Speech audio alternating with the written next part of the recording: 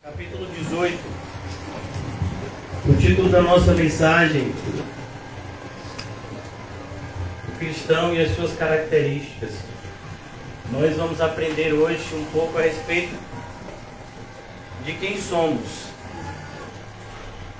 se é que somos.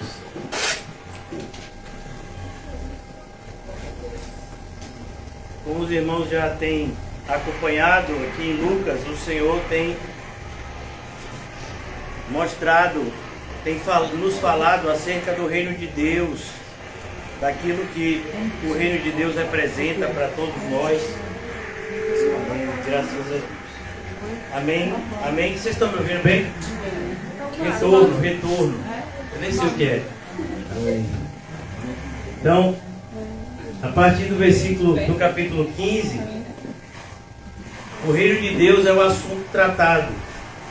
E como todo reino, nós temos o Senhor, o Rei, e temos os seus súditos. E agora no capítulo 18, o Senhor Jesus fala da característica dos seus súditos. E a primeira característica é que eles confiam no Rei e oram com perseverança, sem esmorecer. É o que está no capítulo 18, versículo 1. A partir do versículo 9, nós temos a famosa parábola do fariseu e do publicano. Nós já falamos sobre ela um pouco e na sexta-feira nós nos detemos no perigo da hipocrisia, no perigo da falsa religiosidade, no perigo da falsa propaganda, como a árvore que tinha folhas, mas não tinha fruto, como Ananias e Safira, que ofereceram uma oferta fraudulenta. É preciso que nós tenhamos cuidado acerca de como nos vemos, porque como cristão devemos nos enxergar da mesma maneira que o Senhor nos enxerga. E agora, no dia de hoje, eu queria tratar com os irmãos acerca do segundo personagem dessa parábola, que é o publicano. O que desce justificado, o que sobe para orar, e só o subir para orar, ele já tinha que enfrentar uma grande oposição, porque os judeus não gostavam dos publicanos. E aqui nesse mesmo capítulo, nesse mesmo evangelho de Lucas, a gente pode ver isso. Vamos ver um publicano que é chamado, ou que é convocado por Jesus para ir jantar na sua casa. No capítulo 19, vamos abrir rapidamente. Zaqueu. Entrando em Jericó, atravessava Jesus a cidade. Eis que um homem chamado Zaqueu, maioral dos publicanos e rico, procurava ver quem era Jesus, mas não podia por causa da multidão, por ser ele de pequena estatura. Então, correndo adiante, subiu a um sicômoro a fim de vê-lo, porque por ali havia de passar. Então, os publicanos, eles eram assim, eles eram párias da sociedade, como nós já falamos. Eles eram muito mal vistos e mal quistos, porque eles cobravam impostos que eram repassados a Roma. E na sua grande maioria, eles eram também pessoas corruptas, porque eles cobravam a mais. Não se tinha naquela época uma maneira de fiscalizar isso mais de perto. Então eles tinham uma determinada liberdade nesse processo de cobrança de impostos, e eles costumavam cobrar mais do que o devido, e as pessoas então tinham eles como ladrões, roubadores. Mas esse publicano aqui, ele era diferente. E daí o perigo de nós cairmos no erro do preconceito. Quando o Senhor Jesus nos deu uma ordem, no capítulo 28 de Mateus, ele foi muito claro. Ele disse: ide por todo o mundo e pregai o evangelho a toda criatura.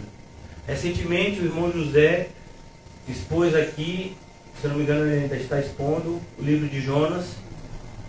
E Jonas teve um grande problema em relação a esse dilema, porque o Senhor mandou que ele fosse pregar para pessoas que ele não gostaria de pregar.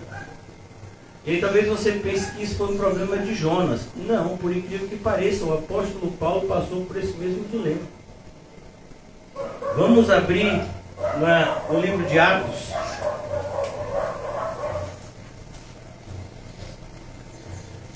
Livro de Atos, o apóstolo Paulo ele vai chegar em uma cidade bastante conhecida de todos nós, que é a cidade de Coríntios. E quando o apóstolo Paulo chega nessa cidade de Coríntios, ficava na Grécia, o apóstolo Paulo, ele tem uma crise, capítulo 18, no sentido de que ele não queria mais estar lá. Em virtude dos obstáculos, da oposição. A partir do versículo 1, do capítulo 18 de Atos. Depois disso, deixando Paulo Atenas, partiu para Corinto, e lá encontrou certo judeu chamado Áquila, natural do Ponto, recentemente chegado à Itália, com Priscila, sua mulher, à vista de ter Cláudio decretado que todos os judeus se retirassem de Roma. Paulo aproximou-se dele, e posto que eram do mesmo ofício, passou a morar com eles, e ali trabalhava, pois a profissão deles era fazer tenda, e todos os sábados discorria na sinagoga, persuadindo tanto judeus como gregos. Quando Silas e Timóteo desceram da Macedônia, Paulo se entregou totalmente à palavra, testemunhando aos judeus que o Cristo é Jesus. Opondo-se eles e blasfemando, sacudiu Paulo as vestes e disse-lhe: sobre a vossa cabeça o nosso sangue, eu deles estou limpo. E desde agora vou para os gentios. Saindo dali, entrou na casa de um homem chamado Tício Justo, que era temente a Deus. A casa era contígua à sinagoga. Mas Crispo, o principal da sinagoga, creu no Senhor com toda a sua casa. Também muitos dos coríntios, ouvindo, criam e eram batizados. Teve Paulo durante uma noite uma visão, em que o Senhor lhe disse: não temas. Você diz para uma pessoa cheia de coragem não ter medo? Essa é uma frase que você só diz para quem está amedrontado, para quem está receoso. Não temas. Pelo contrário, fala e não te cales. Você manda um tagarela falar mais ainda. Normalmente o pastor, né? Você diz: oh meu Deus, como é que esse pastor vai calar a boca? Mas quando uma pessoa está meio assim, né? Com as não sei se devo falar. Fale, porque é importante que você fale. Aqui nós vemos como Paulo passou por esse dilema também. Ele enfrentou uma oposição. Imagine, você está pregando num lugar, você está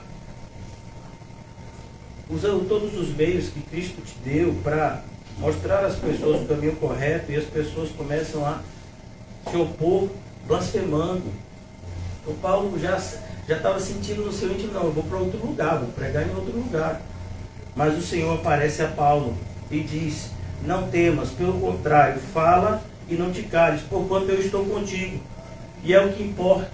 No capítulo 28 de Mateus, que eu falei para vocês, o Senhor Jesus disse exatamente isso: vocês vão pregar o evangelho a toda criatura e eu vou estar com vocês. Aqui, mais uma vez, a confirmação da promessa: porquanto eu estou contigo, e ninguém ousará fazer-te mal. Pois tenho muito povo nessa cidade. Era o que Paulo achava que não. Não, como assim? Mas aqui ninguém está querendo nada, Senhor, com o evangelho. Já é melhor eu ir continuando para outras regiões. Não. E ali permaneceu 1 ano e 6 meses. É o segundo lugar que Paulo mais permaneceu, foi em Corinto. Justamente o lugar que ele não queria estar.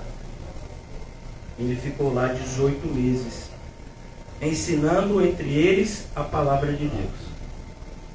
Então, as nossas percepções humanas, elas tendem a nos enganar. Nós somos pessoas que temos nos deixamos nos levar muito facilmente por um processo chamado de empatia. Então você olha para alguém e diz, eu fui com a cara daquela pessoa. Então a gente se deixa levar por isso. Somos pessoas levadas pela aparência. E vimos que até homens espirituais, como o caso do profeta Samuel, se deixou levar pela aparência quando ele foi ungir o novo rei de Israel, que era da família de Jessé. Mas como cristãos devemos tomar muito cuidado em relação a isso. Não podemos nos dar a esse luxo, porque se assim o fizermos, seremos enganados. Como assim, pastor? Abra comigo em 2 de Coríntios, capítulo 11.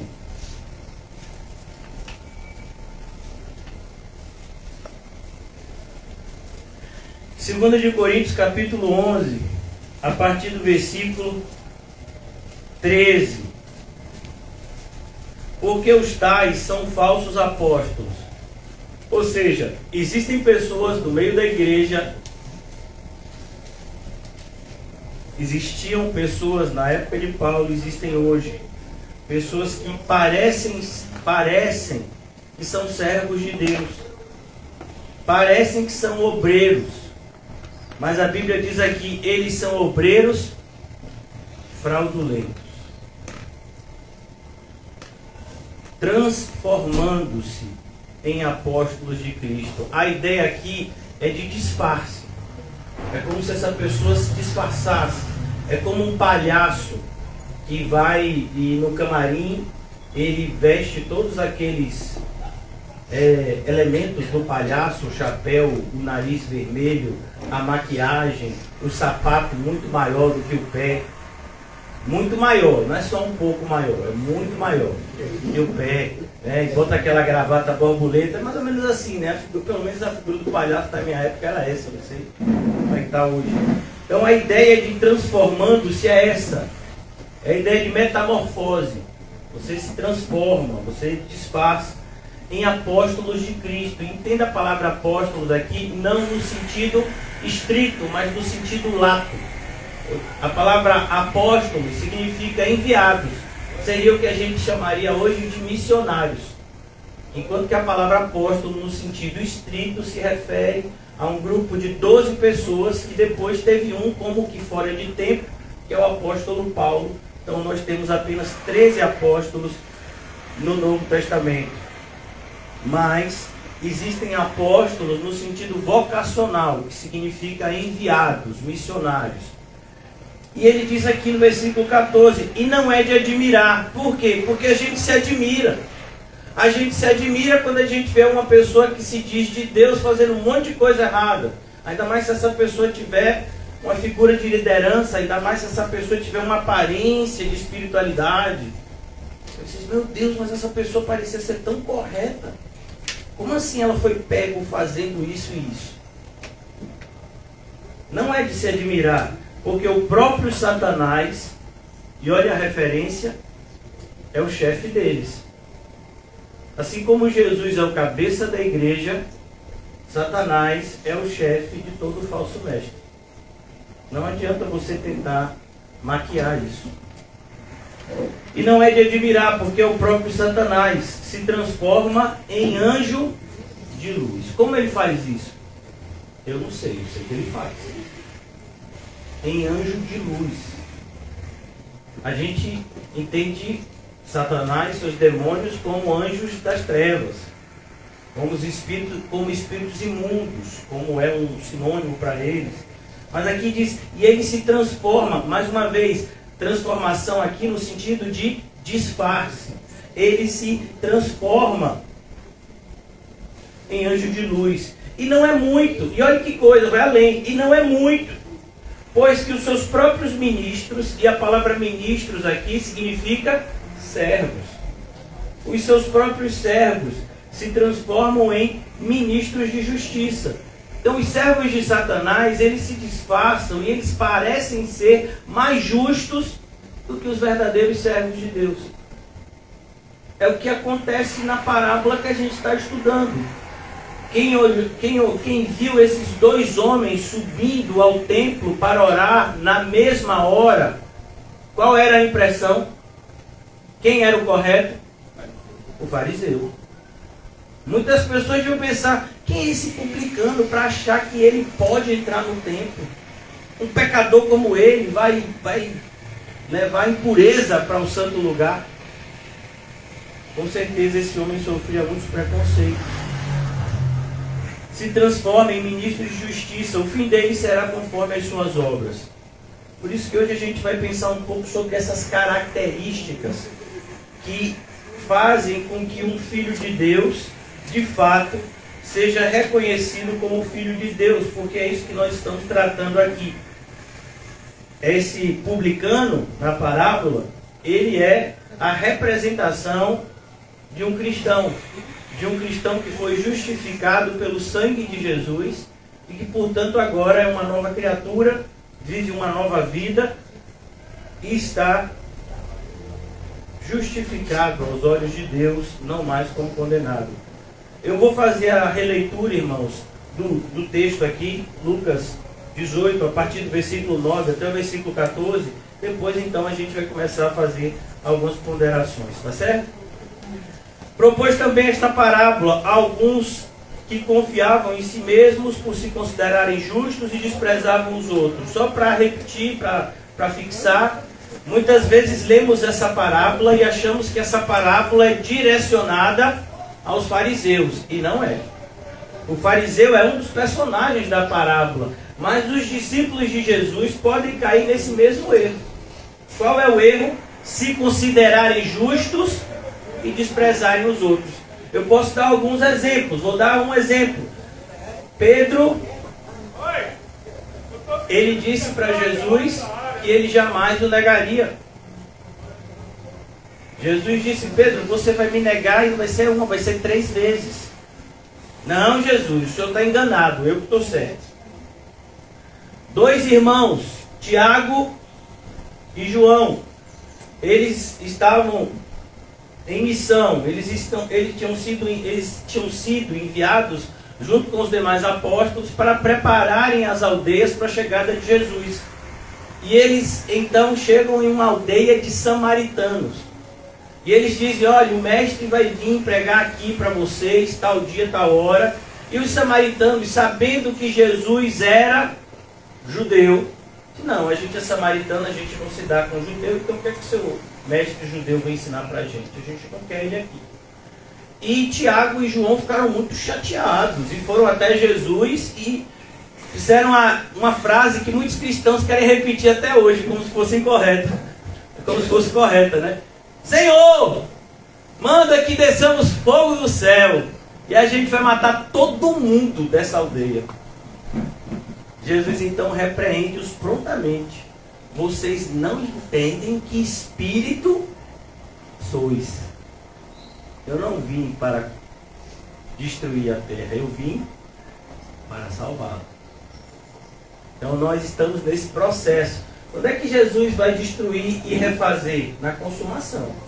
Agora não. Agora é época da misericórdia. É época de se pregar a toda criatura. É época de fazer tudo para com todos, para, se possível, salvar alguns. Esse é o nosso referencial, que vem de Cristo. Então 2 homens subiram ao templo para orar, versículo 10.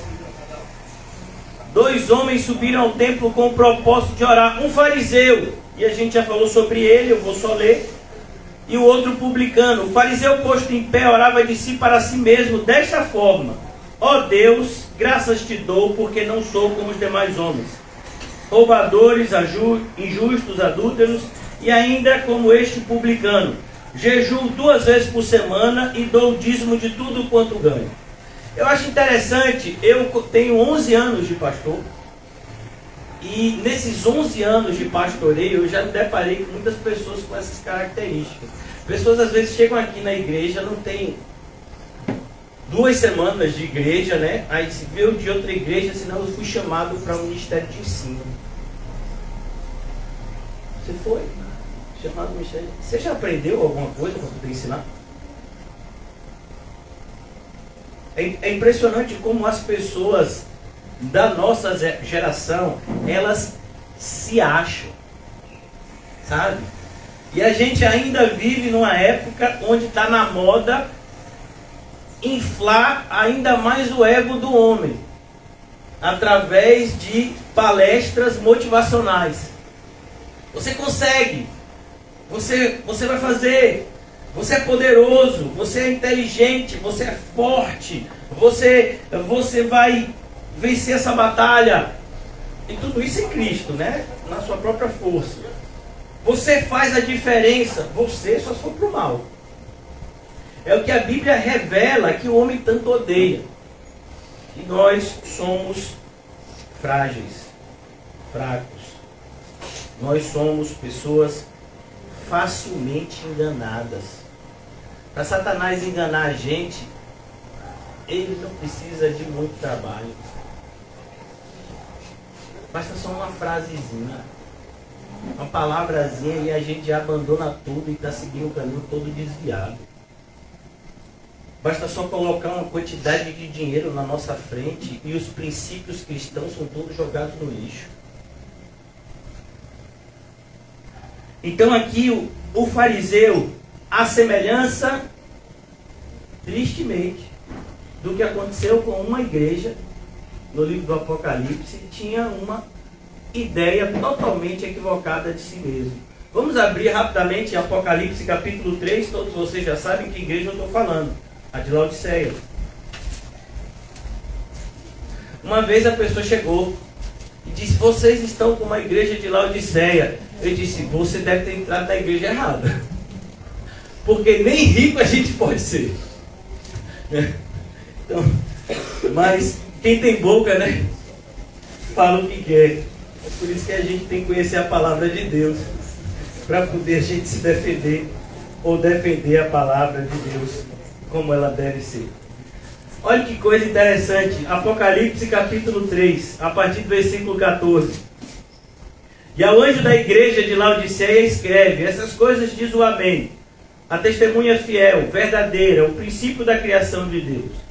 Todos vocês que já estudaram Apocalipse, o irmão José ensinou recentemente, eu fiz uma série também em Apocalipse alguns anos atrás.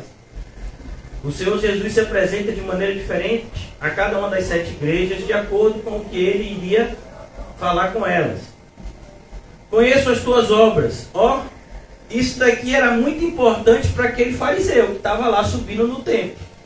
Ele está lá só dizendo que ele é gente boa, que ele faz tudo de certo, mas Jesus sabia quem ele era, quando ninguém estava vendo. Jesus sabia como ele era maldizente, invejoso, iracundo, faccioso, sem misericórdia. Jesus sabia de quem era aquele homem que estava ali no templo. As pessoas olhavam e viam apenas o quê? Um religioso. Alguém que provavelmente deve estar cumprindo todas as normas de Deus, e que se Deus fosse levar o povo para o céu a partir de agora, ele seria um dos primeiros. Mas a visão de Deus acerca daquele homem era outra. Mesma coisa com a igreja de Laodiceia. Nessa época aqui, a maioria das igrejas era extremamente pobre. Mas essa igreja, ela era rica. E ela achava que por ser rica, ela não precisava de nada. Conheço as tuas obras, que nem és frio e nem quente. Esse é o grande perigo do sucesso. Olha, irmãos, eu vou falar sem medo de você ficar com raiva de mim. Todos vocês que estão aqui, alguns mais, outros menos, vocês estão mornos justamente porque a vida de vocês não está tão difícil quanto poderia estar. Todos. Mornidão é esse estado. Você nem é frio e nem é quente. Você não tem um cristianismo a ponto de suscitar perseguição. E você também não tem aquele cristianismo a ponto de viver em uma imoralidade aberta, ou numa roubalheira aberta. Ou você é aquele assim, mais ou menos. Mas você sabe qual é a palavra que define mais ou menos? É uma palavra que a gente não gosta muito, é a palavra medíocre. A palavra medíocre significa aquele que fica no meio do caminho. Médio significa meio e ocre, pedra. É aquele que parou no meio da subida, ele está no meio do caminho. E é justamente o que está acontecendo aqui na igreja de Laodiceia. É uma igreja, para ficar claro, não é o mundo. Não é uma sinagoga de Satanás, é uma igreja. É uma igreja que tem inclusive verdadeiros crentes aqui. São pouquíssimos, mas tem. Nem é frio, nem é quente. Quem dera, olha que coisa. Quem dera fosses frio ou quente. Porque a ideia aqui, irmãos, é que quando uma pessoa está fria, ela sabe que está fria. Quando uma pessoa está quente, todo mundo vê que ela está quente. Porque a pessoa quente, ela está em ebulição. Mas o morno, ele muitas vezes é indetectável. Você olha ali, será? Assim porque és morno, nem és quente e nem frio. Você percebeu que tem 3 vezes a repetição? Nem é quente, nem é frio, nem é quente, nem é frio. Nem é quente, nem é frio. Repetido 3 vezes tem um significado muito profundo. Que é algo definido. É algo definido, é algo claro, é algo visível. Estou a ponto de vomitar-te da minha boca. Ó a cena. Eu estou a ponto de vomitar-te da minha boca. Por que essa analogia? É porque Cristo está com nojo? Não, não é isso. A ideia aqui, irmãos, é que a igreja é o corpo de Cristo. Então, como igreja, nós estamos geograficamente dentro de Cristo. Mas se você tem alguma coisa dentro do seu corpo que está fazendo mal ao corpo, o que é que você faz? Como você coloca isso para fora? Por meio do vômito. Então Jesus está dizendo, eu estou a ponto, é quase. E isso aqui, se você ler, você vai perceber, meu Deus, como ele é misericordioso. Porque ele não vomitou ainda, ele está dizendo, eu estou a ponto. Tem uma oportunidade de você se arrepender hoje. E descer como publicano, justificado. Hoje. Mas eu estou a ponto de vomitar-te da minha boca. Pois dizes, perigo de você ter uma ideia de si errada. Estou rico. A ideia de riqueza aqui, irmãos, não fala de você ter muitos bilhões, mas é a ideia de que você, não, eu tenho o suficiente para mim. Eu tenho. E aqui não, agora aqui fala de ter muito mais do que precisa. Estou abastado. Eles tinham muito mais do que precisavam. E eles achavam que isso era um sinal de que Deus estava feliz com a vida deles. Normalmente a gente não pensa assim. Quando alguma coisa dá certo, entre aspas, na nossa vida, a gente, não, eu sinto que Deus me quer nesse lugar. Por quê? Porque eu entrei hoje no trabalho, tem uma semana que eu trabalho aqui, já fui promovido, ganhava X, estou ganhando 10X. Olha que bênção. Aleluia. Está vendo que Deus está feliz? Então a gente tem uma ideia muito distorcida do que é a vontade boa, perfeita e agradável de Deus. Não preciso de coisa alguma. Você sabia que tem pessoas na igreja que têm esse sentimento? Por isso que eles não participam da comunhão com os santos. Quando a gente tem esse espaço para conversar uns com os outros, é porque a gente precisa uns dos outros. Ah não, mas eu só preciso de Cristo. É mesmo? É verdade. Mas quem é o corpo de Cristo? A igreja. Se você não se vê como necessitado de comungar, de ter comunhão com os seus irmãos na fé, é porque você ainda não é da fé. É uma realidade, irmãos. Então, esse grupo aqui dizia, eu não preciso de nada, eu não preciso nem participar, eu participo da igreja virtual. Eu chego lá, ouço o culto, vou embora, acabou, não quero contato com ninguém. Por quê? Porque eu sou especial. E os demais são todos pecadores. Ah, que nojo! Por isso que eu vou sentar sempre na mesma cadeira, porque quero que ninguém sente, para não poluir com o pecado minha cadeira santa. Aleluia! Vou até levar um paninho para botar quando eu sentar. Eu não quero me poluir com esses pecadores miseráveis. Eu estou rico, abastado, não preciso de coisa alguma e nem sabes. Agora, Jesus vai dar o diagnóstico. Isso era o que a igreja pensava de si mesma. Agora Jesus vai dar o diagnóstico. Pois, acontece o seguinte. Você diz isso. Nem sabes que tu és infeliz. Você é infeliz. Essa é uma grande marca daqueles que não têm um amor de Cristo no coração.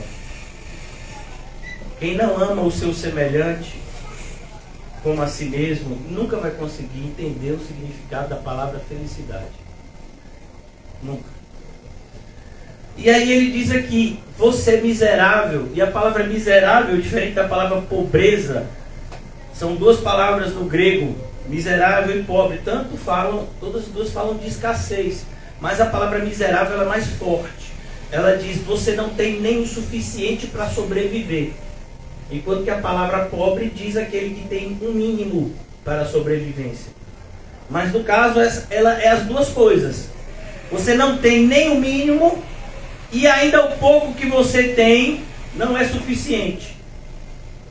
E aí ele vai dizer, e você está cega. Por que ela estava cega? Porque ela não estava enxergando como deveria. Está nu. E nu aqui não fala de moralidade, nu fala de condenação.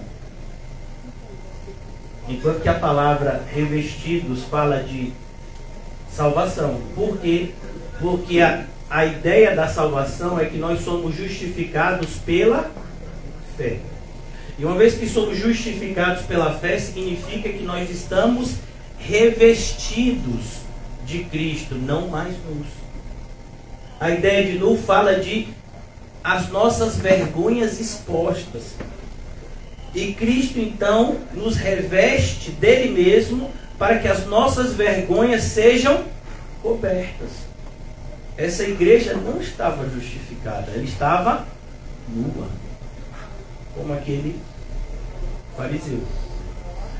E ele diz, aconselho-te, e olha que coisa bonita, aconselho-te que de mim compres ouro refinado pelo fogo, para te enriqueceres, vestiduras brancas para te vestires, a fim de que não seja manifesta a vergonha da tua nudez, e colírio para ungires os olhos, a fim de que vejas. Como nós tantas vezes nos enganamos, achamos que estamos vendo uma coisa, quando na verdade é outra.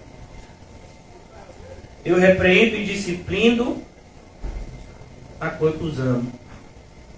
Aí você olha e diz, meu Deus, que palavra dura. Não, isso é uma palavra de amor. Palavra dura é a que Satanás fala com Jesus. Ajoelhe-te perante mim e eu te darei o que quiseres. Isso é duro. Isso é uma palavra dura. Mas olha como a nossa percepção é deturpada. Se alguém chega para mim e diz, se você fizer isso, isso e isso, Jesus vai te dar tudo que você quiser. Então a gente diz, oh, que coisa maravilhosa. Mas se a gente diz, olha, a mensagem cristã é, renuncie a tudo, tome a sua cruz e siga Jesus, imitando exatamente seu comportamento. Ah não, isso é muito duro. Tem que amar os inimigos. Ah, isso é muito duro. Se você não perdoar, também não será perdoado. Ah, isso é muito duro. Não, isso é amor. Duro é ser enganado. Então aqui ele diz, eu repreendo e disciplino a quantos amo. Ser pois zeloso. Nós que somos tão zelosos naquilo que é do nosso interesse, nos mostramos infelizmente tão negligentes na obra de Deus.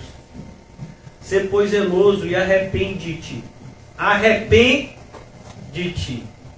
Essa é a marca daquele publicano que desceu justificado. Ele se arrependeu. Ele confessou e deixou. Ele tem arrependimento no coração. Eis que estou à porta e bato. Jesus não está na porta batendo de quem não é cristão. Essa mensagem é para cristãos que se esfriaram. Se alguém ouvir a minha voz e abrir a porta, olhe, ouvir a minha voz. Por quê? Porque muitos ouvirão, mas não darão ouvido. Abri a porta, eu entrarei em sua casa, cearei com ele e ele comigo. Isso fala de quê? Ceia fala de comunhão. Ao vencedor dar-lhe-ei sentar comigo no meu trono, assim como também eu venci e me sentei com meu Pai no seu trono. Quem tem ouvidos para ouvir, ouça o que o Espírito diz às igrejas. Percebe a similaridade que tem dessa passagem com a que nós estamos estudando em Lucas 18? O fariseu e o publicano. O publicano, versículo 13. Estando em pé, e olha a figura de longe. Porque a ideia do publicano é, ele se via tão pecador que ele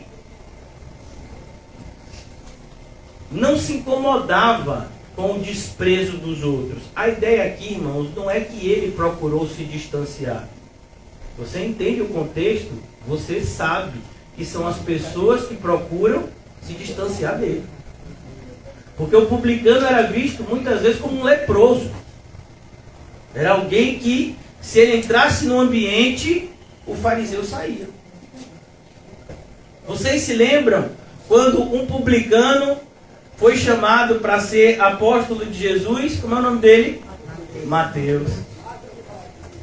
E aí Mateus ficou tão feliz. O crente gosta de fazer o que quando está feliz? Comer. Aleluia. Fez um jantar. E aí ele fez um jantar e chamou seus amigos publicanos. Os fariseus ficaram o quê? Indignados. E começaram a dizer que Jesus não era um bom mestre, né? Eles nem cogitavam a ideia de Jesus ser o Messias. Que Jesus não seria bom porque Jesus comia com pecadores. Pecadores para ele eram os publicanos. Mas esse homem se mistura com os publicanos. Ele não é gente boa, não. Então aqui, o publicano ele sobe para orar, e ele está em pé, ele está longe, e ele não está preocupado com o preconceito dos outros para consigo. É importante, irmãos, que quando você chegar na igreja, por mais que você tenha que ter comunhão com o seu irmão, você tem que amar o seu próximo, tem que perdoar, tem que ter mesmo um amor cristão para que essa união feita por Cristo não se rompa. Mas assim, a opinião que importa é a de Cristo. Então algumas pessoas podem entrar na igreja e serem, eu espero que nunca aqui, né, serem mal recebidas por conta de uma má fama. Então, vamos imaginar, né?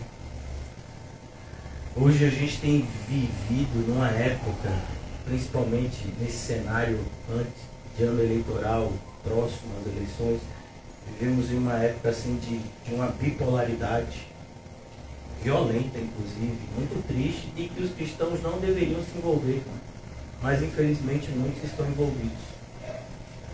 E já é de longa data que um grupo da igreja evangélica resolveu que os homossexuais são nossos inimigos. Eles não são nossos inimigos. Eles são pessoas, como qualquer outra pessoa, que precisa de compaixão, de misericórdia e de conhecer o Evangelho. E algum desses podem ser salvos. Glória a Deus. Com qualquer outro tipo de pecado. Mas vamos imaginar que não somente um homossexual, que às vezes é algo assim que não se detecta tão facilmente, mas um transexual entrasse na igreja. Qual seria o tratamento que a gente daria a essa pessoa? Quem ficaria sentado perto dele? Percebe? Como muitas vezes a gente está mais parecido com o fariseu do que com o publicano. Como quando a gente viu em Lucas 16 a história do rico e Lázaro, a gente sempre se acha Lázaro. Mas quando a gente estuda a passagem, a gente tem mais características do rico do que de Lázaro. Ó Senhor Jesus. A pessoa chega na igreja com um sapato lindo, Misericórdia.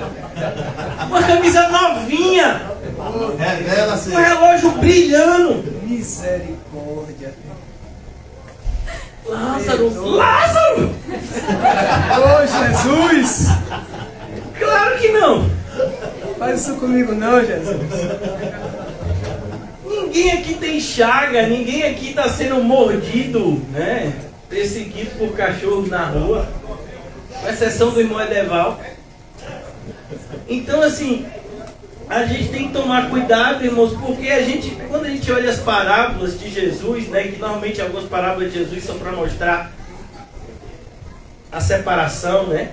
Como está escrito em 1 de João, sabemos que o mundo inteiro jaz do maligno, mas nós somos de Deus. Há uma separação entre os filhos de Deus e os filhos do mundo. E aqui, a gente, quando vê assim, a gente sempre é muito complacente com a gente, né? Olha como eu sou parecido com o publicano, eu sou desse jeito. E assim, na cara, na testa está escrito fariseu. E a pessoa nem está lendo o que está escrito ali. Então, aqui, o publicano, estando em pé, longe, não ousava ainda nem levantar os olhos para o céu. Porque a ideia do judeu era que o céu, esse céu mesmo geográfico, olha, que em cima desse céu geográfico não se tinha ainda essa ideia, né, de estrelas, planetas, como a gente conhece a astronomia hoje, né? Não é astrologia não, astronomia, é diferente. Então, era muito limitado o estudo dos astros nessa época. Então tinha uma ideia de que Deus, acima do céu atmosférico, tinha lá a habitação de Deus. Então eles ficavam meio com receio de olhar para cima, porque Deus estava lá, daqui a pouco Deus olha para ele, vê ele pecador, mata na hora. É o sentimento, por exemplo, que Isaías teve quando entrou no templo, no capítulo 6. E foi então aberto, né, assim, as portas, as cortinas do céu, e ele teve uma pequena visão, né, do trono do Senhor. Ele disse: morri, tomou, acabou, agora acabou, vou morrer, porque eu vi o trono de Deus, eu sou um pecador miserável, vou morrer agora. Então aqui, esse homem, ele tinha essa reverência ao Senhor, que muitas vezes falta a gente.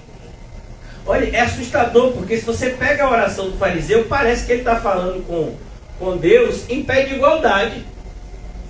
Ele diz assim, ó: eu jejuo 2 vezes por semana, eu dou o dízimo de tudo quanto ganho. O que ele está falando aqui é: Deus, o Senhor sabe que eu estou fazendo a minha parte, então faça a sua. Trate de abençoar a minha vida, porque a minha parte eu estou fazendo. Pô, irmão, a gente nunca está fazendo a nossa parte. A gente pode estar fazendo algumas coisas corretas, mas ainda falta tanto. O publicano, estando em pé longe, não ousava nem ainda levantar os olhos ao céu, mas batia no peito. E essa palavra batia é uma palavra forte, viu? É bater com violência. Por isso que o verdadeiro cristão não é aquele que bate nos outros, é aquele que bate em si mesmo. E se você diz: ah, mas isso é maluquice, o apóstolo Paulo não dizia. Ele dizia: eu esmurro o meu próprio corpo. Paulo dizia. É a mesma palavra de violência, né? Esmurrar.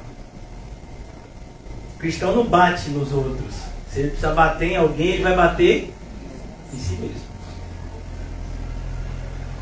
E ele batia no seu peito. Não é só bater assim, não. Era bater com violência. Ele estava sentindo, A ideia aqui é demonstrar que esse homem estava sofrendo com os seus pecados. E essa é uma das principais evidências de que você foi regenerado. Que antes o pecado que te dava prazer, agora te dá desgosto.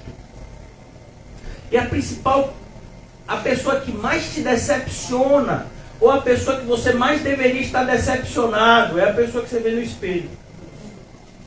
Ninguém vai atrapalhar tanto a sua ida para o céu quanto você. Por mais que tenha pessoas que se levantem contra, por mais que tenha oposição e perseguição, mas o principal inimigo da gente é a gente mesmo. O publicano sabia disso e ele batia no seu peito. O que está se cumprindo aqui, por isso que é importante a gente ler a Bíblia com toda paciência, serenidade e compromisso. O que está se cumprindo aqui, Jesus quer deixar isso muito claro, uma vez que Jesus era conhecedor e expunha claramente as escrituras do Antigo Testamento. É o que está no livro do profeta Ezequiel. Vamos lá rapidinho. O Senhor fez uma promessa na época de Ezequiel, e todos vocês sabem que Ezequiel tem uma característica que o diferencia da maioria dos profetas do Antigo Testamento, porque no Antigo Testamento você divide a maioria dos profetas em profetas antes do exílio e depois do exílio babilônico. E Ezequiel tem uma característica que ele profetizou no exílio, durante esse período do cativeiro babilônico, onde a maioria das pessoas estava sem esperança. Eles estavam sendo escravizados em uma terra longínqua e a esperança deles estava se esvaindo. E o profeta, então, Ezequiel, ele é chamado por Deus para profetizar. É o capítulo, irmãos, me perdoe. É o capítulo 36. Fala da restauração de Israel. Eu vou ler só o versículo 31. Em diante, do 31 e 32. Então vos lembrarei dos vossos maus caminhos. O Espírito Santo, quando ele entra na nossa vida, ele nos convence do pecado. Que pecado? Do nosso. Como é que eu vou me arrepender do pecado do outro? Do nosso pecado. Então vos lembrarei dos vossos maus caminhos. Maus caminhos, vocês eram maus antes de Cristo. O perigo é a gente continuar sendo assim depois, né? Então vos lembrarei dos vossos maus caminhos e dos vossos feitos, que não foram bons. Percebeu? A ideia aqui é de chamar a atenção. É muito comum isso. É um estilo de linguagem bíblica, onde para a gente dar ênfase a uma ideia, a gente repete. Às vezes com a mesma palavra, às vezes com palavras diferentes. É o caso aqui. Duas frases que querem dizer a mesma coisa. Vocês andaram nos maus caminhos e vocês fizeram coisas que não eram boas. Tereis nojo dos outros? De vós mesmos. Isso é o retrato de um pecador arrependido. Ele tem nojo dele, do que ele fez. Não é só pelo que ele fez, mas principalmente contra quem ele fez. É como, por exemplo, tantas pessoas têm uma dificuldade muito grande em entender o primeiro pecado, que foi o morder de uma fruta. Eu não entendo por que Deus é tão severo. Uma fruta, deu só uma mordida, não foi na fruta toda. E ele vai e condena a raça humana. Porque não se entende a santidade de Deus. Não se entende a bondade de Deus.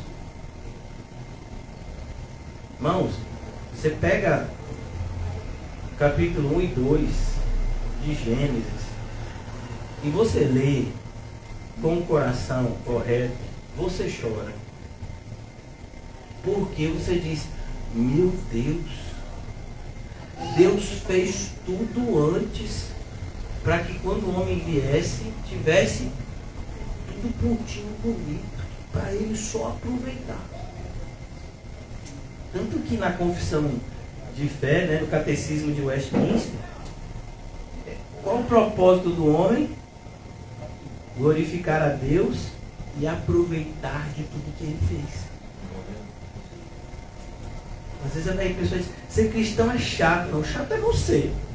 Ser cristão é legal demais. Olha o que Deus fez pra gente, irmão. Tanta coisa. Alguém aqui já viu a neve? Que coisa linda. Vai um frio danado, né? O lugar que tá levando. Mas é bonito demais, aqueles flocos caindo assim, dá vontade de se lamber. Quem já viu uma praia, a gente que tem aqui praias lindíssimas no nosso litoral, sol bonito. Felizmente muitas pessoas vão a esses lugares na prática de atos libidinosos e imorais, mas isso não tira a beleza da praia. Você fazer uma caminhada de manhã cedo, numa praia, você vê as marés, sabe, o movimento da maré, enchendo, coisa linda. Alguns anos atrás, lá na boca do rio, durante um culto de quarta de manhã, eu tive a oportunidade de ver aquelas baleias jubarte pulando. Acho que elas vão para Brolho, né, que fica no sul da Bahia, né? Então você fala assim, meu Deus, tanta coisa linda que Deus fez. E a gente vai dizer que ele é ruim. E que morder um pedacinho de fruta é algo pequeno. Então, minha filha, aquilo dali é cuspir no rosto de Deus. Ele disse, você vai comer de tudo. Haja bucho, viu? Naquela época eu acho que o pessoal não engordava. Isso faz parte da queda. Você pode comer de tudo. Só não coma desse fruto. Mas tem um propósito, porque a proibição não é pela proibição. A proibição é pelo dano. Que a desobediência causa. E Deus diz, se você comer, morre. Aí, mas só foi uma mordidinha. Não entendeu nada. Você não entende a bondade de Deus, você nunca vai entender a Bíblia. Por isso que tem gente que lê a Bíblia e vê Deus como se fosse alguém severo, alguém assim, né, que não quer que você seja feliz. Alguém que é contrário à sua felicidade. Ah, tudo que eu gosto, Deus proibiu. É porque tudo que você gosta é ruim. Trate de mudar os seus gostos. Então aqui ele diz, você vai ter nojo de você mesmo. Por que vai ter nojo? Porque você vai enxergar. É como, por exemplo, irmãos, eu não sei se alguém já teve essa experiência. Eu espero que nunca tenham tido. Eu já tive essa experiência de acordar no meu próprio vômito. Você bebe, você vomita e você desmaia, né, dorme. Quando você acorda, você está com a boca toda suja e o local que você dormiu todo sujo. Essa é a expressão daqui do texto. Por isso que você sente nojo. Porque os seus olhos são abertos e falam, meu Deus, o que eu estou fazendo com minha vida? Então você sente nojo de nós mesmos por causa das vossas iniquidades e das vossas abominações. E olha que coisa, e não é por amor de vós que fique bem entendido. Ficou bem entendido? Porque às vezes a gente fica pensando que nós somos especiais porque Deus, nós somos amados por Deus porque somos especiais. A ideia é o contrário. Nós somos especiais porque Deus nos ama. Ele não tem obrigação de amar a gente. Ele não tem obrigação de amar todo mundo. Não é por amor de vós que fique bem entendido que eu faço isso, diz o Senhor Deus. Envergonhai-vos e confundi-vos por causa dos vossos caminhos, ó casa de Israel. Então o que está acontecendo aqui no versículo 13 de Lucas 18, já caminhando para a conclusão, irmãos, é isso. O publicano, ele está com nojo dele. Ele entendeu que a vida que ele levava sem Cristo é uma vida imprestável. É uma vida sem sentido. É uma vida de condenação. Então ele batia no seu peito. Isso é uma externalização de algo que está acontecendo dentro. Se lembra que eu disse para vocês que quando uma pessoa está quente, né, como lá em Apocalipse capítulo 3, uma das características de algo quente, né? Alguém aqui já colocou água para esquentar no fogão? Quando a água começa a ficar muito quente, ela entra no estado de quê? De ebulição. Começa a ver aquelas bolinhas, né?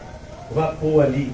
Então alguém que está quente é isso, ele externaliza esse aquecimento, dizendo, ó Deus, ó Deus. Ele fala com quem?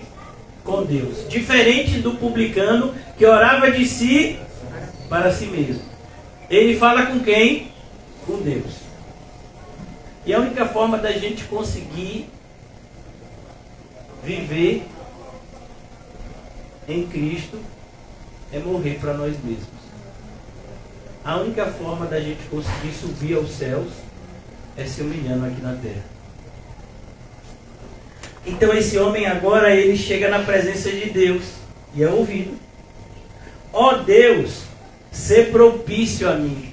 A ideia aqui, a palavra no original, tem algumas traduções, é: tem misericórdia de mim. Tenha compaixão de mim. Ele está pedindo por algo que ele sabe que não merece.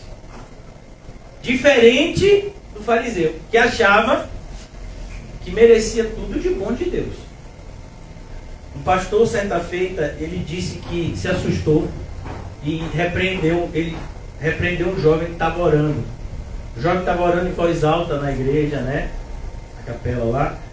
E o pastor estava lá orando também, mas o jovem estava... Esse pessoal gosta de orar em voz alta, né? Disse, ó Deus, eu só quero que o Senhor me dê o que eu mereço. E repetindo. O pastor foi lá e disse, meu filho, não faça isso não. E se Deus te der o que você merece, você vai para o inferno. Não, pastor, mas eu sou crente, eu me arrependi, eu fui batizado, eu vivo uma vida correta. Mas você continua sendo pecador. E só entra no céu aqueles que são alcançados pela misericórdia de Deus. Ninguém entra no céu pela sua própria justiça. Por quê? Porque os padrões de Deus são elevados demais. O padrão de Deus é Ele mesmo. Quando vai se definir a santidade de Deus, é colocado na terceira potência. Santo, santo, santo é o Senhor.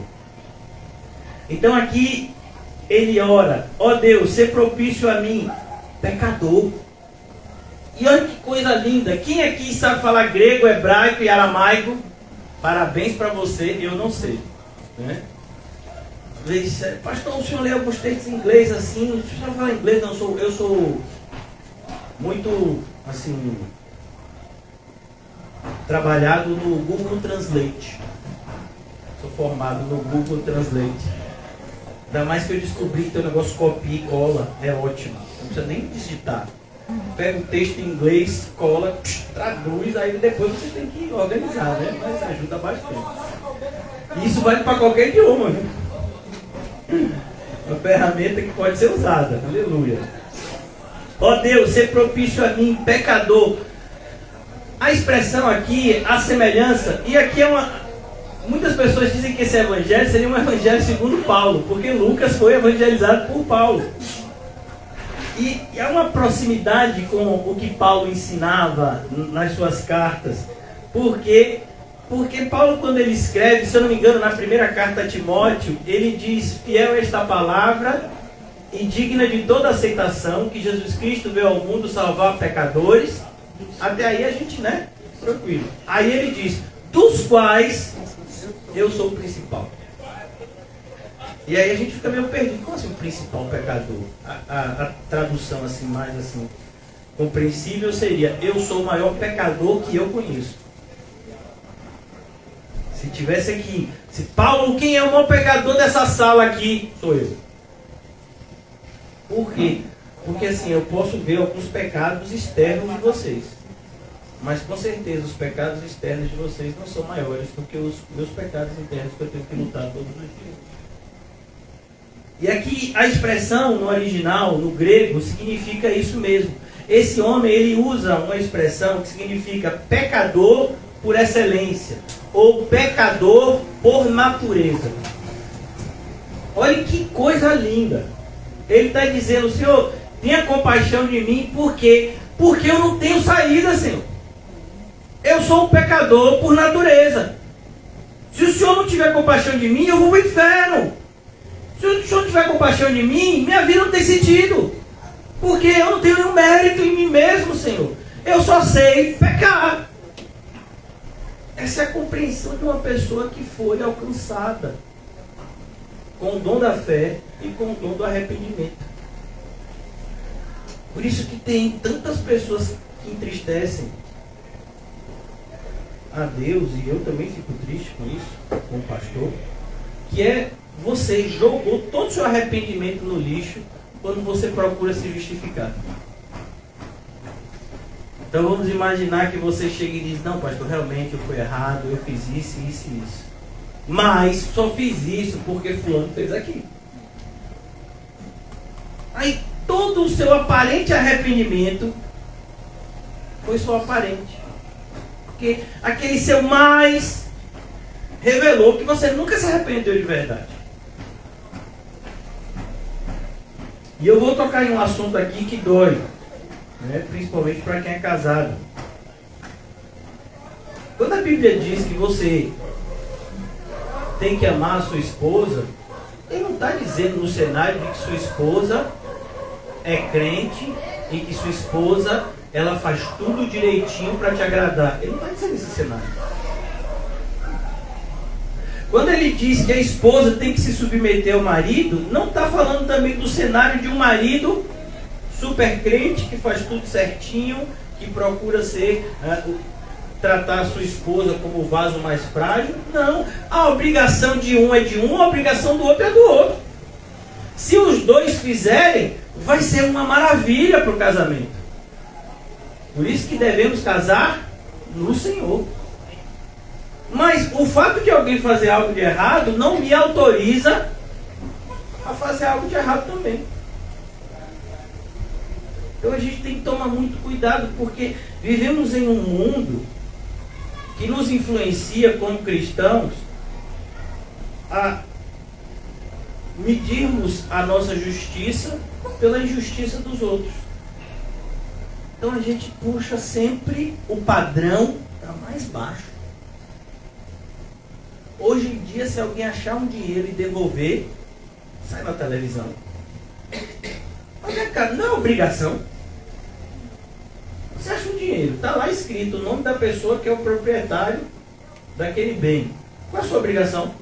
Devolver. É sua obrigação. Ah, não, você viu que atitude cívica, atitude linda de fazer a obrigação. É como uma filha pequenininha, vamos imaginar uma criança, né? Que trata seu papai e sua mamãe com todo respeito. É tão bonito, né? Fala com educação, com respeito, trata os outros com respeito. A gente acha aquilo lindo. De fato é bonito. Mas aquilo é o quê? É a obrigação. Mas a gente se acostumou com crianças mal educadas. Então qual é o padrão? Crianças mal educadas. Quando tem uma que é educada, aí a gente acha o máximo. Mas, irmão, deixa eu ser bem sincero. A maioria das crianças que eu conheço aqui é tudo mal educado. Estou falando do ponto de vista cristão. Para a gente ser bem honesto. Se a gente tem que esmurrar, é o nosso próprio corpo. Ah, não, mas é porque é meu sobrinho, é minha netinha, é meu filhinho. E daí? Deixou de ser o mal educado que fez? Às vezes a criança faz uma falta de educação, aí vem a pessoa, o quê? Tinha que repreender. Não. É isso.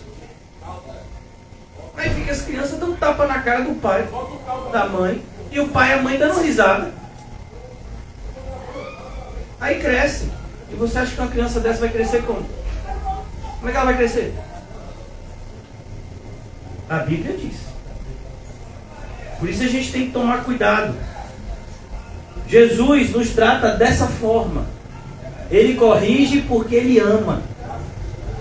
E a principal correção de Deus, grave isso, não é externa, é interna. Nada se compara. Nenhuma enfermidade ou dor externa se compara com alguém que já esteve perto de Deus e se sente longe. Se você está achando que eu estou exagerando, pergunte a Davi. Davi, quando passou pela experiência de ter se afastado de Deus, ele disse: nunca mais eu quero isso. Pode me matar, pode fazer a pior tortura comigo, mas longe de Deus eu não quero estar. Então, quando um cristão se sente abandonado por Deus, é a pior sensação que ele pode ter. Você vê o desespero de Saul, quando ele procura necromante. Por quê? Porque ele tentou buscar Deus de todas as formas, mas Deus não respondia mais a ele. Porque quando Deus falava com ele, ele não dava ouvido.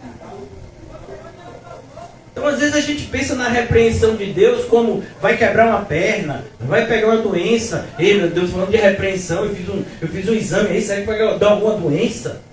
Não, irmãos. O sofrimento é o sofrimento da alma. E eu não estou falando só de depressão, porque depressão tem remédio. Eu estou falando de sofrimento da alma. Tem gente que vai tomar remédio e a alma vai continuar sofrendo. Porque o que é espiritual tem que ser tratado espiritualmente. O que é físico, a gente trata de maneira física. Dá um exemplo. Quando veio aquela tempestade no mar, na época de Jonas lá no barco, os marinheiros tentaram fazer o que se faz em uma tempestade, o que é tornar o barco mais leve.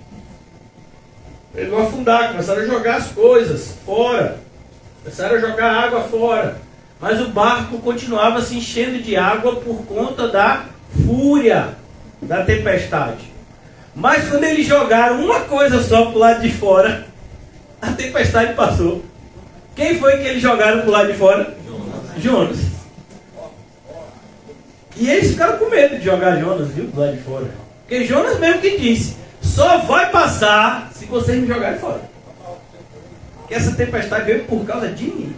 Olha o perigo de você andar com desviado. Já pensou ser naquele barco? Você olhou para Jonas e disse: rapaz, esse Jonas é inofensivo, desceu, foi dormir lá embaixo, parece uns irmãos que ama dormir. A tempestade comendo no centro e Jonas dormindo. Então cuidado, irmãos. Você tem que ter essa ação. É preciso um cristianismo ativo, onde você combate o pecado, primeiramente, dentro de você mesmo.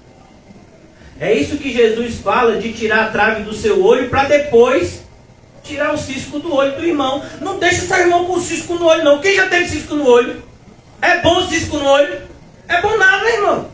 Teve uma pessoa lá do CAC que uma vez teve um cisco no olho, não era bem cisco, era uma espécie de metal, teve que fazer cirurgia para tirar. Então tá com cisco no olho, seu irmão, você tem que ajudar. Mas antes você precisa tirar a trave do seu.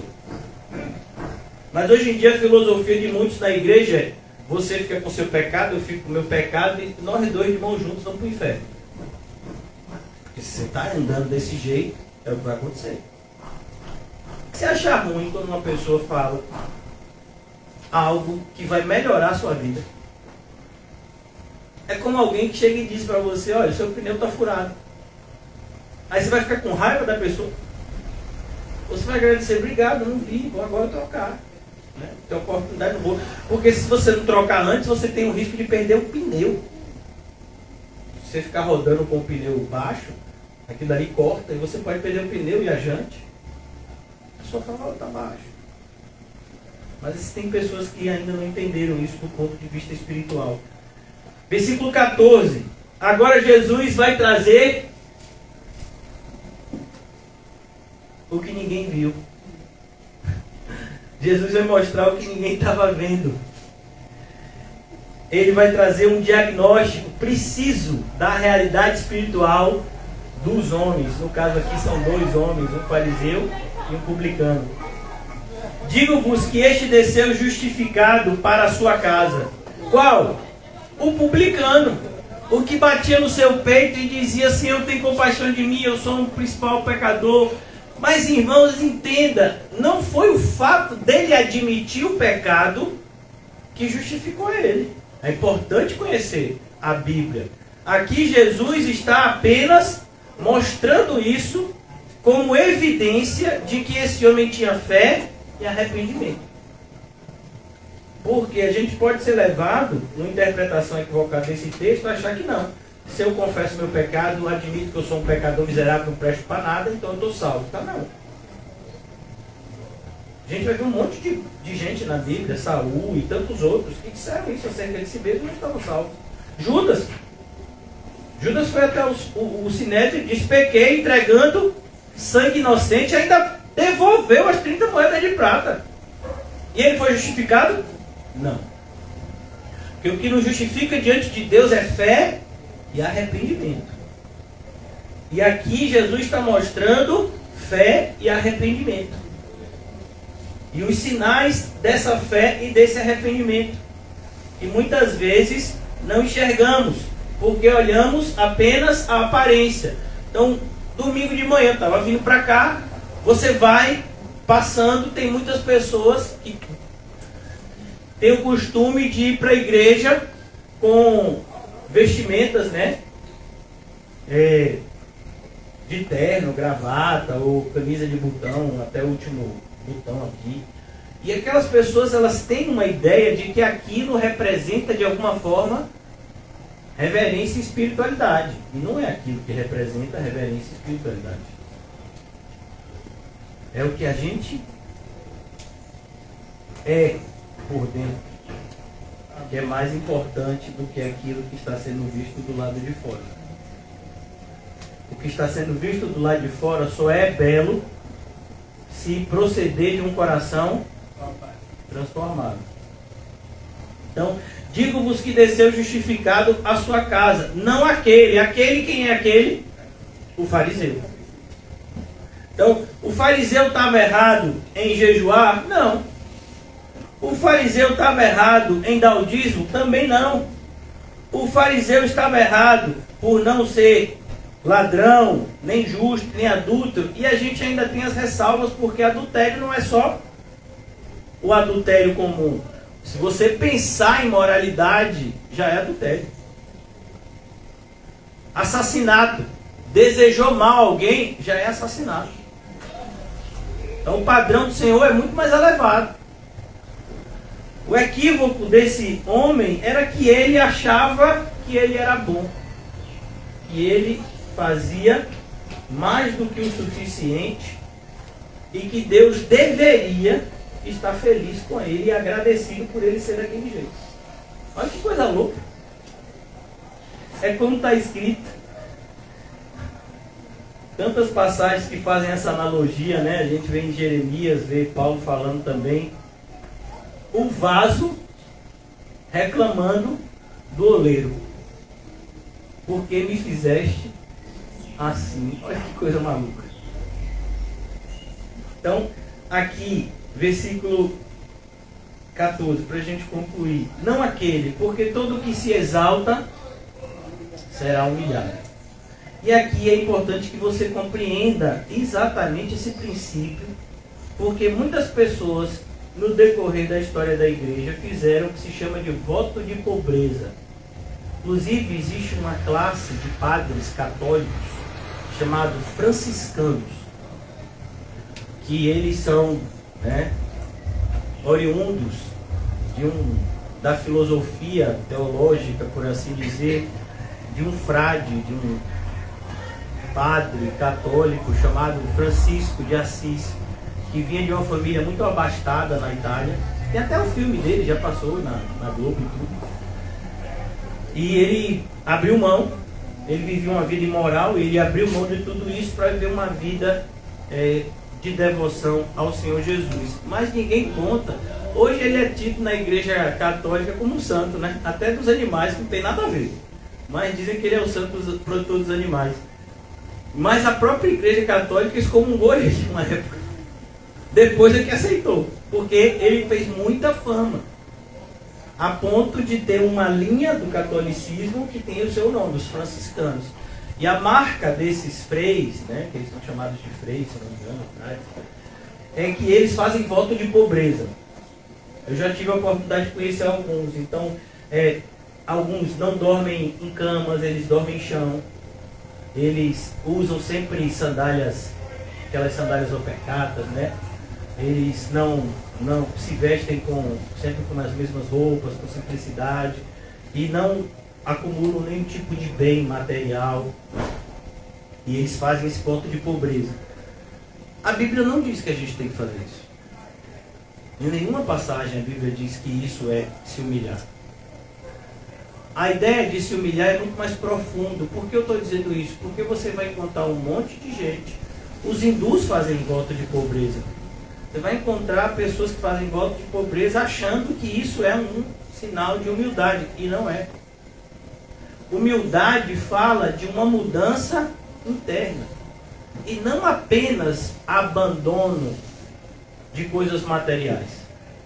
Então é o fato de você se ver como pequeno. E olha que coisa interessante. São Jesuicidências da Bíblia. O nome do apóstolo Paulo qual era? Saulo. A palavra Saulo é a mesma palavra do Antigo Testamento, que era comum, nome Saul, que significa algo que vem da oração. Mais ou menos assim a tradução. Algo que vem da oração. O nome Saul. Mas o apóstolo Paulo, quando ele começa a pregar, ele então aproveita a similaridade do seu nome Saulo e o nome Paulo, que é em grego. Mas Paulo não tem o mesmo significado de Saulo. Enquanto Saulo, que significa aquilo que vem de oração, Paulo significa pequeno. Quem é que está vindo ali? Pequeno. Olha que coisa. Você se enxerga como pequeno? É isso que a Bíblia está dizendo. Todo aquele que se humilha. Por que você acha que Jesus disse o que disse de João Batista? Ele sabia o que era isso aqui. Ele vivia isso aqui. João Batista, irmãos, ele foi alçado em um patamar muito alto pelo próprio Deus. Ele era o responsável por preparar a chegada do Messias. Ele batizou o Messias. Imaginou isso? Mas olha a atitude desse homem. Ele era profeta, mas quando perguntaram para ele, você é um profeta? Não me enxergo assim. Eu sou apenas uma voz. Eu sou só uma voz. Aí veio um pessoal, com certeza influenciado pelo cão, instigar João, ora, contra Jesus. Ó João, quero fazer fofoca, viu João? Fofoca é pecado. Eu quero fazer fofoca, mas aquele que você batizou, sabe aquele? Jesus, aquele Jesus. Batizou, desceu a pomba, aquele negócio todo. Pois é, ele está batizando mais pessoas que você. Tem muito mais gente indo lá atrás dele. Se bem que ele mesmo não batiza, quem batiza são os seus discípulos. Mas tem um monte de gente indo lá para ele, João. E aí, vai ficar por isso mesmo? Não é você que é o batista? João responde: ninguém pode receber nada se o Pai que está no céu não der. É necessário que ele cresça e eu diminua. Por que Jesus falou que João era o maior homem nascido de uma mulher? Você entende? Porque todo aquele que se humilha será exaltado. Mas não é você fazendo jogo de cena, irmãos, porque se é algo que dá nojo a Deus, é jogo de cena. Não é você fazendo teatro, se disfarçando, como tem gente que se disfarça de morador de rua para dizer que fez alguma coisa de bom. Gente que se disfarça de algo. Não. É você se enxergando como de fato você é. Você é pequeno. Você é um pecador miserável. Foi alcançado pela graça de Deus. Aleluia. Mas você ainda é pequeno. Você ainda tem que lutar contra a sua velha natureza todos os dias. Você ainda precisa se esforçar muito para ser luz e sal, que é o nosso chamado cristão. Então, quando nós olhamos para o que Jesus está ensinando aqui, a gente percebe que há uma... Já vou até fechando aqui. Há uma discrepância entre aquilo que sai dos púlpitos nos nossos dias e aquilo que está escrito na Bíblia. Hoje, você ser um servo de Deus, respeitado, você tem que ser orgulhoso, senão ninguém vai lhe respeitar. Olha o meu livro que eu escrevi, olha o meu diploma, olha o meu curso X, olha o tamanho da igreja que eu pastorei. Você tem que fazer autopropaganda, porque senão as pessoas não vão te respeitar. Porque senão as pessoas não vão te dar valor. E a igreja tem funcionado desse jeito. Não é loucura, irmãos? Quando a Bíblia diz que não é assim. Ah, mas se não for assim, aí ninguém vai valorizar. Não cometa o mesmo erro de Elias. Elias achou que ninguém ia servir a Deus na época dele por conta da influência de Jezabel e de Acabe. Mas o Senhor disse a Elias: eu reservei para mim 7.000 joelhos que não se dobraram a Baal. A Bíblia diz que o Senhor acrescenta dia a dia os que estão sendo salvos. Nós precisamos ter muito cuidado no aviso que Jesus nos deu, dentre tantos, mas no aviso que Jesus nos deu, que a maldade se multiplicaria. E que por conta disso, o amor de quase todos se esfriaria. Não é porque as pessoas não valorizam o meu serviço cristão que eu vou fazer alguma coisa diferente do que a Bíblia manda para que eles possam valorizar. Não, não é esse. Muito pelo contrário, eu tenho que ser o mais parecido com Cristo, para que naquilo que falam mal, fiquem envergonhados. A Bíblia traz esses paradoxos. Ser grande é ser pequeno. O que conhece mais é o que declara que sabe pouco. Não é o que declara que sabe nada, não, porque normalmente quem declara que sabe nada é um preguiçoso, que não está estudando o que deveria. Mas quando você de fato se vê como alguém usado por Deus, alguém que de fato é usado por Deus, ele não pensa em recompensas temporais. Ele bate no seu peito e diz: sou um servo inútil. Eu só fiz aquilo que fui mandado fazer. Eu não fiz mais do que a minha obrigação. Deus é bom, Deus recompensa, Deus abençoa, Deus presenteia, como está escrito em Hebreus 11. Eu acredito que Deus existe, eu acredito que Ele é galardoador de todos aqueles que o buscam, mas Ele é galardoador no sentido de Ele dá presente porque Ele quer, não porque é obrigação. Ele faz aquilo porque Ele quer fazer aquilo, e não porque você merece aquilo. Enquanto a gente não enxergar isso, a gente nunca vai usufruir o bom, perfeito e agradável de Deus. A gente tem perdido tanto, irmãos, por ter uma visão errada de Deus, de nós mesmos e do nosso próximo.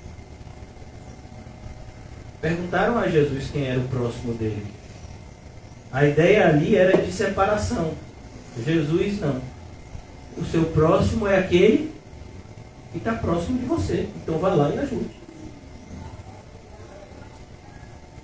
Isso não tem nada a ver com as advertências. Não ande com pessoas que se dizem irmãos e não são.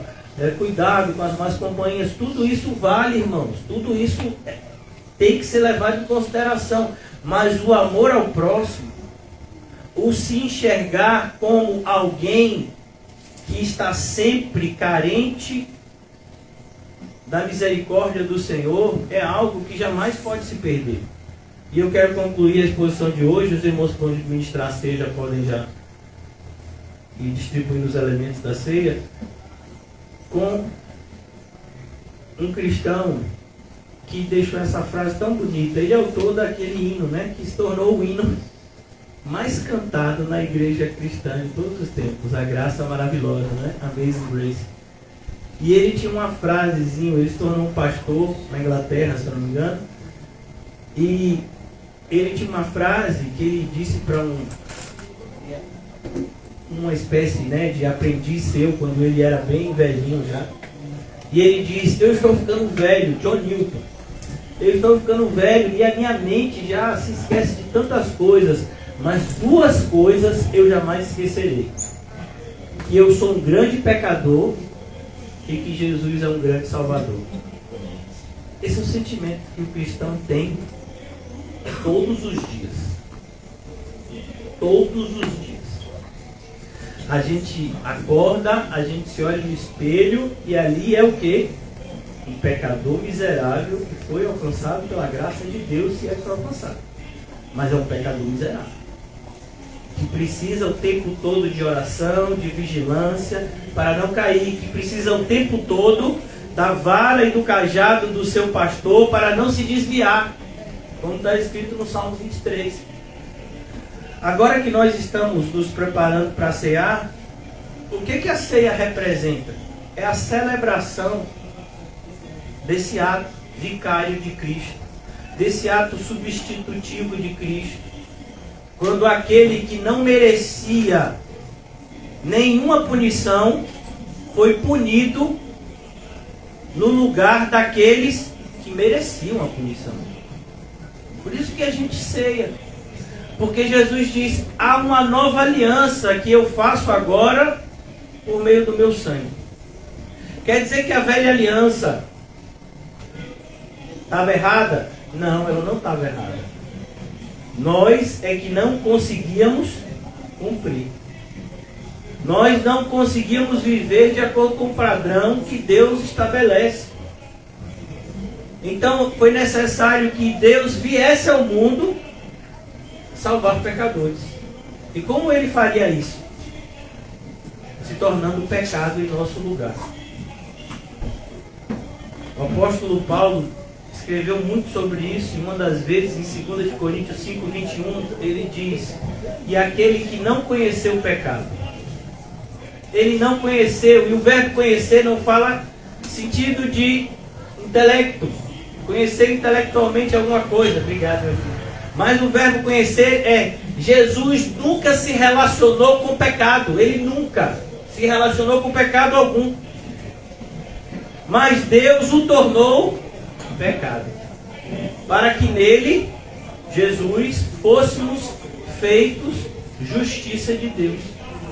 Então é importante, irmãos, que nesse momento que a gente vai cear agora, eu gostaria que você refletisse sobre a sua própria vida. Eu gostaria que você refletisse principalmente sobre a sua própria vida em relação aos seus irmãos em Cristo. Você tem sido um bom irmão? A gente sabe que bom só tem um, que é Deus. Eu não estou falando desse tipo de adjetivação. Eu estou falando se a gente tem sido um irmão correto, se a gente tem sido o irmão que a gente deveria ser, o irmão que age com misericórdia com o irmão que age com compaixão, o irmão que acima de tudo ama o irmão. Por quê? Porque a maneira como tratamos o nosso irmão é o termômetro que diz qual é a maneira que nós estamos amando a Jesus. Podemos tantas vezes, de maneira vazia, como o fariseu, fazer uma propaganda enganosa. Eu amo tanto a Jesus, mas como se você está tratando tão mal o seu semelhante? Isso é mentira. O apóstolo João fala isso expressamente. Por quê? Porque é comum esse tipo de atitude individualista, egoísta, egocêntrica, de que o cristianismo é meu e meu somente. Jesus, quando nos ensinou a orar, Ele nos ensinou a orar no coletivo. Pai nosso que estás no céu, pão nosso de cada dia, dai-nos hoje. Então, Jesus nos mostra de diversas formas que é preciso que amemos uns aos outros como Ele nos amou. E é impossível você amar alguém sem perdoá-lo. O que você acha que Jesus nos ama? Uma das evidências do amor de Jesus é que Ele nos perdoa. Quantas coisas, já como cristãos, a gente falhou, irmão. E Jesus podia ter jogado a gente à beira do caminho, mas Ele nos perdoa. Porque quando a gente peca, a gente vai até Ele e diz: Senhor, eu pequei. E Ele perdoa. E se a gente é tão perdoado pelo nosso Salvador, como é que a gente não vai perdoar o nosso semelhante? Como é que a gente vai ser mais exigente com o nosso semelhante do que Jesus é com a gente? Se o referencial, obrigado, irmão. Se o referencial é sempre Cristo, irmãos, e Ele deixou isso marcado, como você está recebendo esse pequeno cálice, Ele deixou isso marcado com o seu sangue.